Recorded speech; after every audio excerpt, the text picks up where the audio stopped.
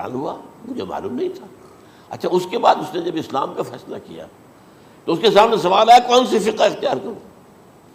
تو اس نے بڑی جو ہے تھورو اسٹڈی کی ہے تمام فقہوں کی، کمپیریٹو اسٹڈی، ان کو کرنے کے بعد پھر فائنل فیصلہ اس کا یہ تھا کہ حنبلی فقہ میں اختیار کروں۔ چاروں فقہوں میں سب سے لیٹسٹ حنبلی ہے، یعنی حنفی نمبر 1، پھر مالکی نمبر 2، پھر اس کے بعد شافعی نمبر 3، پھر یہ امام احمد ابن حنبل ہے۔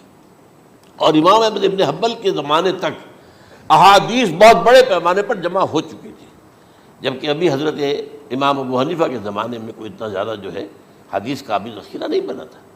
اسی پر تو لوگ حیران ہوتے ہیں کہ زیادہ حدیث امام ابو حنیفہ کے علم میں نہیں تھی، لیکن مجال ہے کہ ان کا کوئی فتویٰ جو ہے کتاب و حدیث کے، کتاب اور سنت کے خلاف ہو۔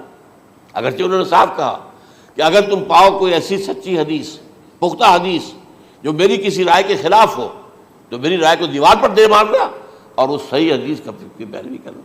لیکن ویسے اس کے بعد یہ کمال یہ ہے کہ بہت ہی کوئی شاذ معاملہ ہے کہ جس میں ان کا کوئی فتویٰ وہ کتاب و سنت کے منافی ہو یا سنت کے منافی ہو۔ کتاب پہ تو سوال پیدا نہیں ہوتا، کتاب تو ساری ان کے سامنے موجود تھی۔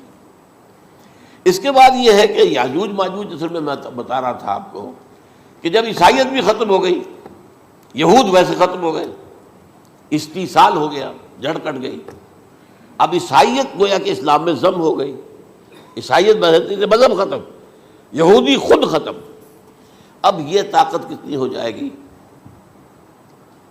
تقریباً 2/3 دنیا آ گئی، تمام اب عیسائی 2 ارب کے قریب ہے، 1 ارب 90 کروڑ ہو گئے، یا مسلمان بھی 1 کروڑ 50-60 لاکھ ہیں، دونوں کو جوڑ لیجیے کتنے ہو گئے؟ 6 ارب کل آبادی ہے۔ لیکن اس کے بعد آتا ہے یاجوج ماجوج کا خروج۔ یہ یاجوج ماجوج میرے نزدیک چائنا اور رشیا ہے،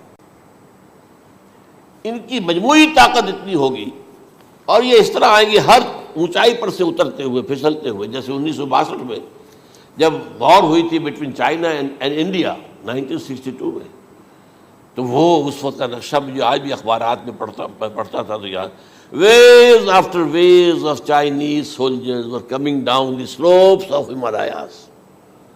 یہ تو وہ ہے نا جن کی تعداد کا کوئی حساب نہیں ہے، اور رشیا اور یہ مل کر جو ہے، میرا اندازہ یہ ہے کہ جب پہلے ملحمۃ العظمیٰ ہوگی وہ عیسائیوں اور مسلمانوں کے درمیان، اس وقت یہ دونوں پاورز نیوٹرل رہیں گی، لیکن غالباً یہ بات طے کر لیں گی کہ ویپنز آف ورلڈ جو ہے ماس ڈسٹرکشن یہ